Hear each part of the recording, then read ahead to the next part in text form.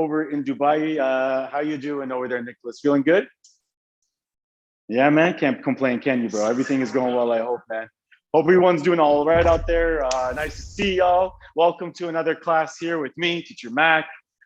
We got our institute here, DC English. It's a great institute. We got teaching English to many students from all over the world. Stick around to the end of the lesson, and I'll let you know how you can study here with teachers like me and other fantastic teachers we got.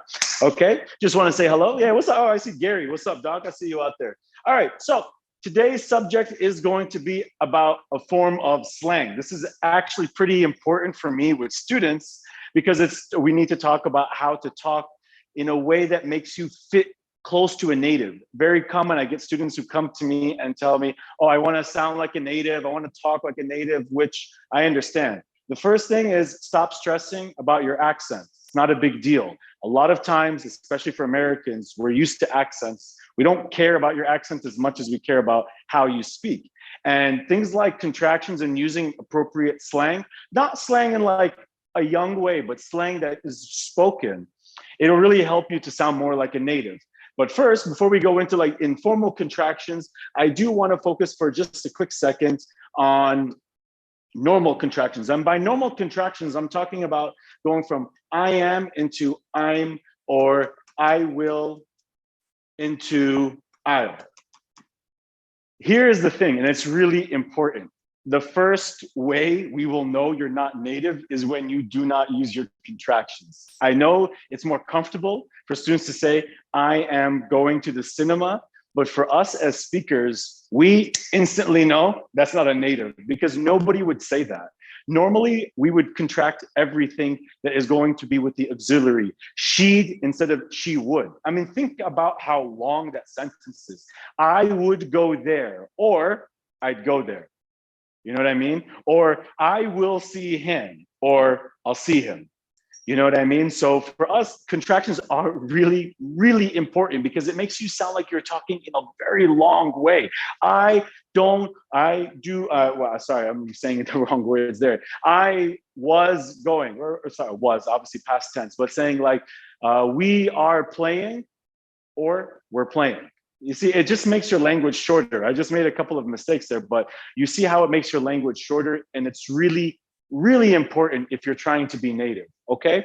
But let's talk about some other informal contractions. And by informal contractions, remember, this is all ones with mouth. This is just spoken. Sometimes we text it to our friends, but this is not something you write. You would write the normal way. But when we speak, we use these contractions. And do not think British and American and, oh, no, if it's slang, it's not formal. No, if it's like this, if it's informal, it makes you sound friendly. It's important to remember in English, polite is not good. Not like good as in if you want to be friendly. If you're trying to be friendly, you actually become impolite because you use slang and you show the person that I like you. But if you're polite, you're showing the person, I don't want to be your friend. I'm just talking to you. And so polite is a big difference to us. So if you are trying to be friendly, you should just be like, oh, hey, I'm doing good, and using these informal contractions. So let's look at some of them over there. Hey, Jasmine, how you doing? Hope you're doing good out there. Nice to see you. So the first one's with you. Obviously, it's a very common thing for us to talk to people and say something with you, especially at the end of the sentence, like saying, for example, don't you? Okay, so when you say, hey, don't you want, or don't you play, or for example, if you use a tag question, which is, you don't like the cinema, do you? Or you don't go to the cinema, do you? And so on, doing these kind of ways. Since the you is always matching with O's or other vowels, or like, for example, in a T, we make it into like a cha. So instead of don't you or didn't you, it's don't cha or didn't cha. So that's because it's very frustrating to say the T and then the Y. It's kind of strange to us. So we would say things like, for example, don't ya, didn't ya, won't ya, or instead of saying, for example, what are you, what ya. This is a really common problem with students because I'll say to them like, what you doing? Like, huh? And I'm like, oh, what are you doing?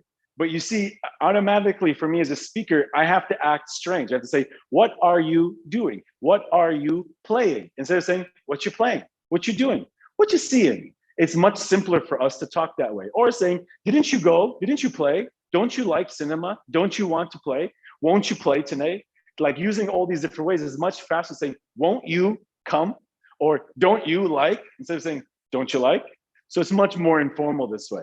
Another one that we have is with have, of course, very common with using, for example, the conditionals, or if you're going to use modal past. So for example, saying like should have, and the have becomes an a, should. And the reason why it comes from that is actually because of the contractions. It becomes from should have to should have, and then from should have, it just becomes should have. So should have, shoulda. So you have shoulda, and then you will go into the negative, which would add a T, as we saw, sorry, not a T, but an N, and you just put na. So shoulda and wouldna.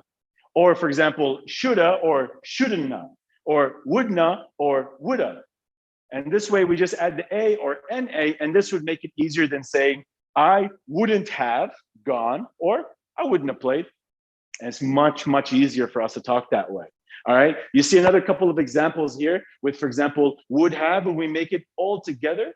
This is another contraction because would, the contraction for would is D, and the contraction for have is if, and we just make it da. She'd have gone, you'd have played. Instead of saying you would have played here, you say you'd have played. You'd have played if you had a chance. Much, much, much faster than saying you would have played. All right. Another one we can get into is with to. Very common, obviously, after a lot of verbs, if you're going to use the cause or the effect afterwards. So like, for example, afterwards, like got to. And in this case, instead of just making it an O, we just kind of add it off into a ta.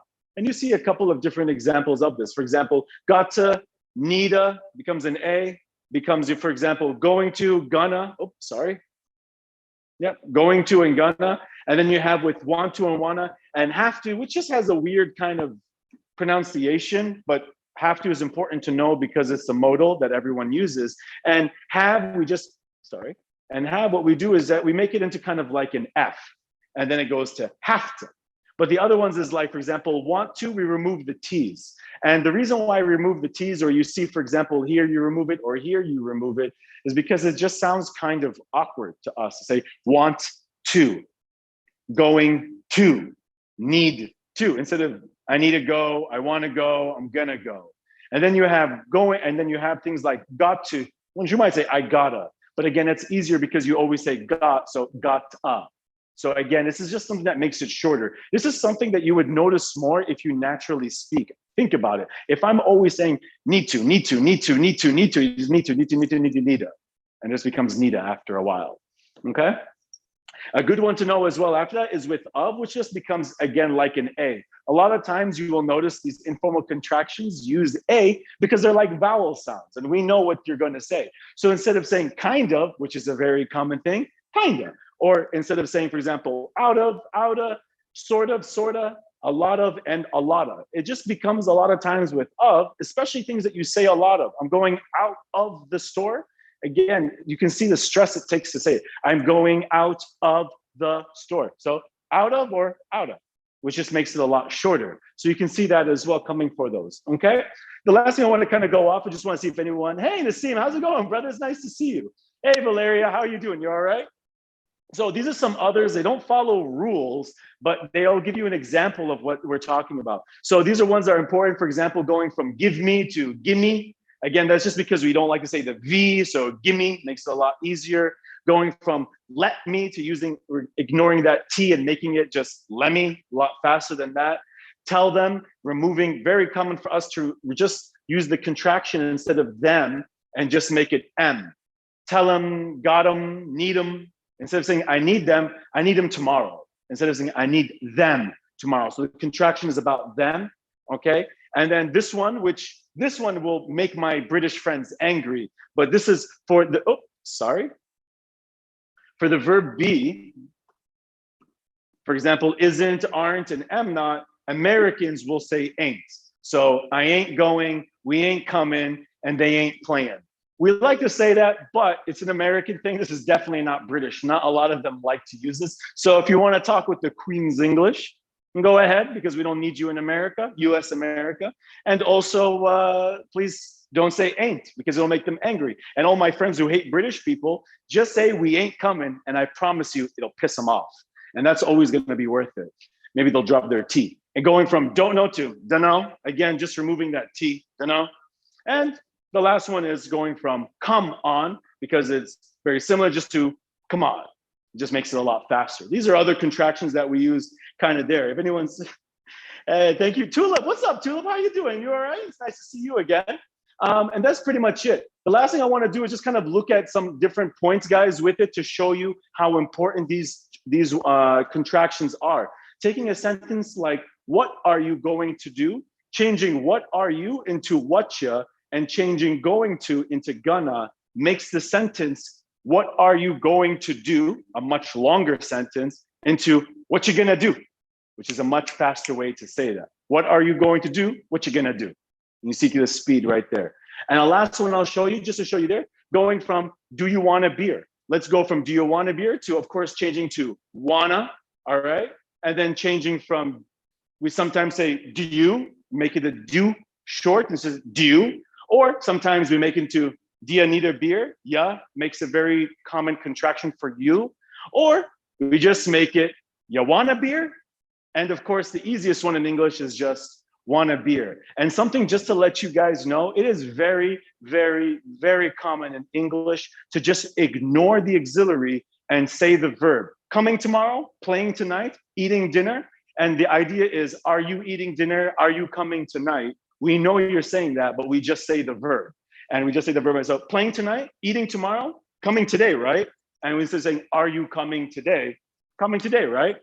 And that's pretty much it, guys. If you have any questions, please let me know. Otherwise, I want to tell you about some other stuff that we do here in DC English, and how to come and study with us. Just want to make sure. If you guys have any questions, just write it down and I'll see them.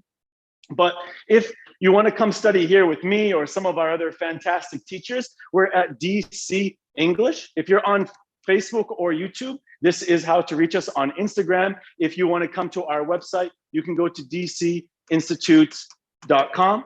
Okay, we have agents who speak many languages, so don't worry if you don't know. We have Spanish speakers, Portuguese, Russian, Turkish, French, Arabic, and of course, we can speak English. If you need anything, we can help you to take a test and come study with us here. It's beautiful. You can see the palm. We've got a great view of the sunset today. So it's hard not to even look at, I know you, Nicholas, you weren't even looking at me. You were looking outside the sunset, man. What is this? But I mean, it's amazing out here. You get the Cambridge books, and it's a lot of awesome teachers. We do a bunch of interactive classes.